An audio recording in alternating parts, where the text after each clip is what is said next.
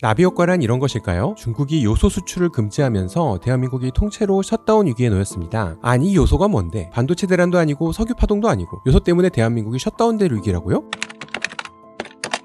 시작은 석탄 가격입니다. 올해 들어 석탄 가격이 서너 배 폭등했다는 사실은 다들 알고 계시죠? 그것 때문에 중국은 엄청난 전력난을 겪고 있습니다. 중국이 전력 공급의 대부분을 석탄 화력 발전에 의존하고 있기 때문에 발전소가 수지타산이 맞지 않기 때문입니다. 발전소 적자야 정부가 메꿔주면 해결될 문제일 것 같은데 여기서 몇 가지 요인이 복합적으로 작용했습니다. 하나는 중국과 호주의 정치적 갈등으로 중국은 열량 높은 호주산 석탄의 수입을 금지해버렸죠. 게다가 중국 정부는 탄소 중립 목표를 강력하게 추진하고 있는데 지방정부에서 그에 합당한 대체 발전 시설을 확장하는 데 시차가 발생했습니다. 그러니 석탄 발전소 가동을 멈춰서 연간 목표를 맞춰야 하는 상황이 된 거죠. 게다가 기상이변으로 중국 탄광 지역에서는 폭우가 내려 석탄 생산량이 줄고 풍력 발전과 수력 발전이 있는 지역도 바람과 물이 줄어서 발전량이 계획보다 낮아진 상황이죠. 그런데 코로나 팬데믹이 풀리면서 급격한 생산 수요가 중국에 몰리고 전력 수요량은 폭증하고 있는데 이제 추운 겨울까지 다가오고 있습니다. 중국 입장에서는 총체적 난국이죠. 이러한 문제를 해결하기 위한 여러 가지 대책 중 하나로 중국 정부는 요소의 수출 규제를 선택했습니다. 요소는 석탄에서 암모니아를 뽑아내는 방법으로 생산이 됩니다. 요소 생산에 사용되는 석탄 소비도 줄이고 요소 공장의 가동도 줄일 수 있는 방안이죠. 그런데 문제는 우리나라 요소 수입량의 66%가 중국산이라는 점입니다. 특히 차량용 요소수를 만들기 위한 요소는 90% 이상을 중국에 의존하고 있죠. 요소수는 유로6 조건을 맞춘 디젤 차량에 반드시 첨가해줘야 합니다. 일반 수용차 주행거리는 1에서 2만 km당 10리터 정도를 넣어주면 되는데 화물차는 500에서 700km당 10리터씩 들어갑니다. 화물차가 움직이기 위해서는 이틀에 한 번 10리터짜리 요소수가 필요한 것이죠. 이러한 중국의 요소 수출 규제 소식이 들리면서 요소수 가격은 폭등하고 있습니다. 평소 요소수 10리터는 대략 1만원 정도였는데 어제는 5만원까지 치솟더니 오늘은 10만원을 훌쩍 넘어서 버렸습니다. 그럴 수밖에 없는 게 국내 요소수 재고량은 현재 2개월치에 불과합니다. 온라인과 오프라인에서 가격을 떠나 물건을 구하는 것 자체가 어렵습니다. 아니, 중국이 수출 안 하면 다른 데서 수입하면 되지, 국산 쓰면 되잖아 라고 생각하실 텐데요. 이게 만만치가 않습니다. 일단 국내에는 요소와 요소수를 생산하는 업체가 롯데정밀화학, KG케미칼,